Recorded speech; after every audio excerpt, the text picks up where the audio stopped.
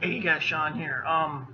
So in honor of both in honor of the new reboot that has been released today, and also as a tribute to, if you guys can, I'm sorry if you guys can hear that. It's my sister apparently arguing whatnot. But also, anyway, but also in honor of both the new reboot and as a tribute, as a respectful tribute to the sad passing of Harold Ramis, I am going to be reviewing both original Ghostbusters movies, Ghostbusters 1 and 2. So I hope you guys enjoy this video. So let's see. So Ghostbusters is a 1984 American supernatural comedy film directed and produced by Ivan Reitman and written by both Dan Aykroyd and Harold Ramis, which is awesome. Film stars Bill Murray, Aykroyd, and Ramis as three eccentric ghost doctors, I guess, because I can't really pronounce this word, who start a ghost hunting catching business in New York. Field concern, paranormal. So basically, paranormal investigators, I guess, is what the word means. I guess I don't know. And then you have Sigourney Weaver Rick Moranis co-star as a client and her neighbor, and then you have Ernie Hudson as the Ghostbusters' first recruit. So this movie basically follows three scientists who are, after kicked out of their university, decide to go into business for themselves, and so they start up a ghost hunting business, basically. And then they get tangled up in this whole sinister plot about this ancient god ghost, whatever, trying to release the apocalypse on the world, pretty much. It happens. And so, three scientists, along with their new recruit, have to pretty much end the apocalypse, really. So what do I think of this movie? I think it's a lot of fun. It's very funny. The cast play off each other very well. The effects for the time really hold up today. I think this movie was one of the first, I think, I could be wrong, to use very early CGI. And if that's the case, it looks really good for back in 1984. I'm pretty sure it probably didn't use CGI back then, but if they did, it looks really good, I'll admit. Apparently, Aykroyd conceived the film as a project for himself and fellow Saturday Night SNL alumnus John Belushi, with ghost mashers traveling through time and space in the future with magic wands. Yeah, I don't think that would have worked. He and Ramis drastically rewrote the script following Belushi's death, and after Reitman deemed Aykroyd's original vision financially impractical. Means they couldn't afford it based on the budget. Makes sense. So, let's see. The film was released June 8, 1994, with a runtime of an hour and 45 minutes. The movie's budget was $30 million, and it made back $295.2 million. Nice. So, yeah. Like I said, I really enjoy this movie. It's a classic for a reason. It's so funny. The characters are so entertaining. The effects really hold up for 1984. I think for the ending where they had the Stay Puft Marshmallow, I think it's probably a combination of stop motion and miniatures. I mean, yeah, they had to put the real people in there somehow, but I think for the vast majority, it's probably stop motion and miniatures. And if I'm right, it looks really good. So yeah, this is a great movie. I'm going to see a sequel a little bit later, and then review that for you guys. And it's sad that Ramis passed away, because one of the reasons why we never got a true Ghostbusters sequel. I mean, let's count the video game that came out back in 2009, which I'm surprised they never called it Ghostbusters 3, the video game, if it's supposed to be seen as the true sequel. Who knows? But yeah. basically the reason that we never got a Ghostbusters 3 while we're getting this reboot instead is because pretty much the passing of Harold Ramis was what killed the project.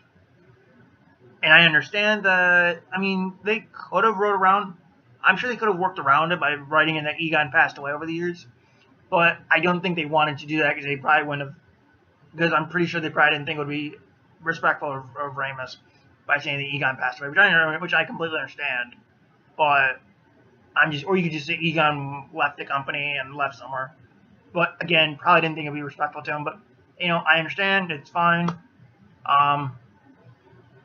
But yeah, really enjoyed this movie. I'm going to watch the second one later and have the review for you guys on that one.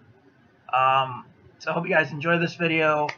I wanted to make this, like I said, as a tribute to Harold Ramis. Even though he probably died a couple years ago, I don't really care. I don't really know when he passed away. I'm going to look that up right now. Yeah, he died in 2014, but you know what? I don't care. I wanted to do this tribute to him to be nice and be, respectful. So yeah, I hope you guys enjoyed this video. Look forward to my review of the second movie.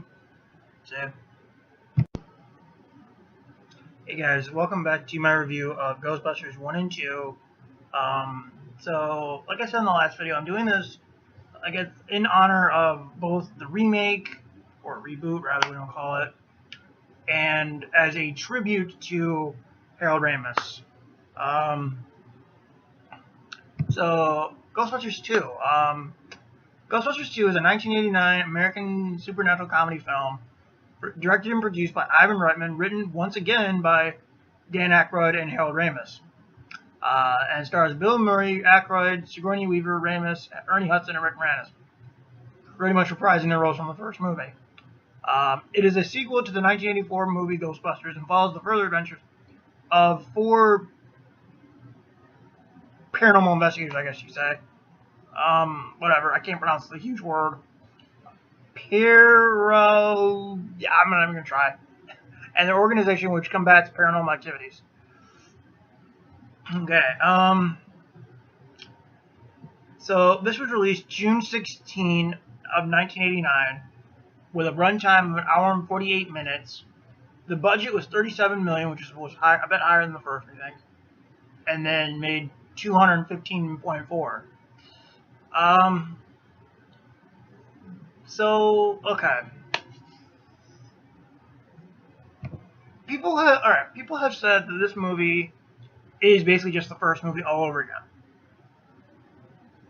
Yeah, I can understand that because they do basically reuse a lot of old plot points. Like the guys having to start their company up again.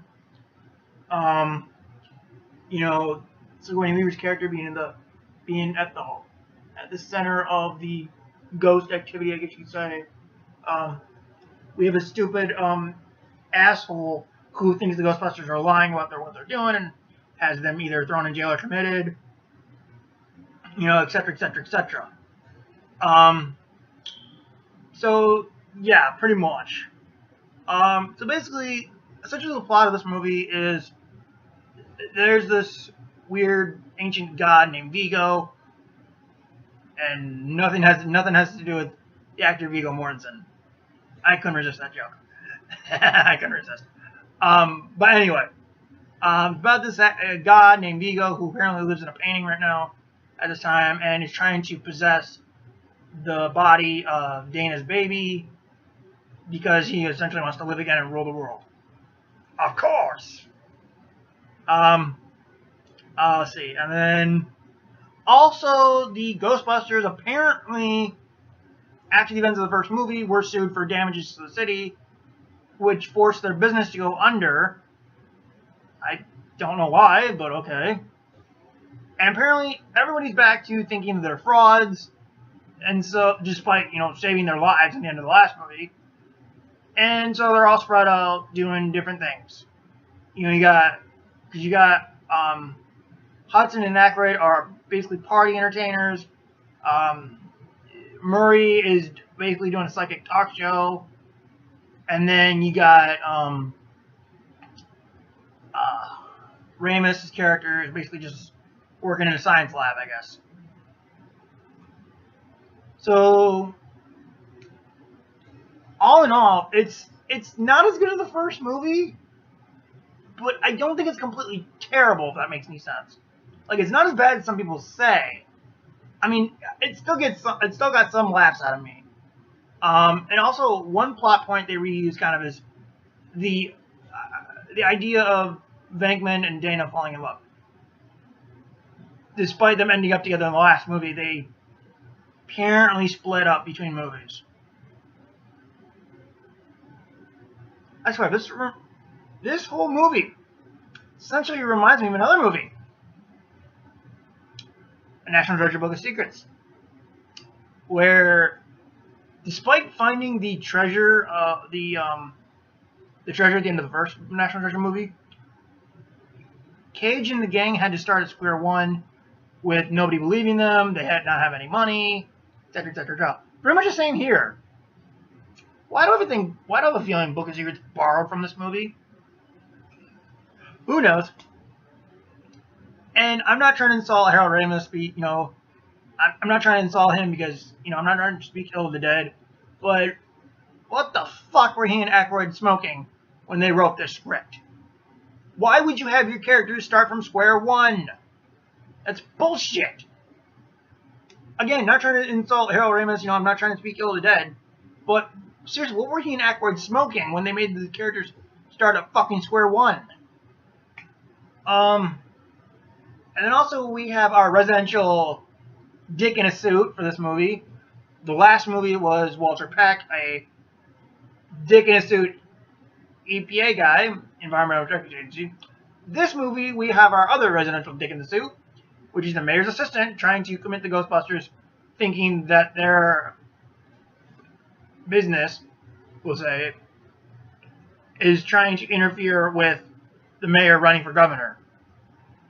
So the mayor's assistant, or fuck it, let's call him Dick in a Suit, it has the Ghostbusters committed to a psychiatric place.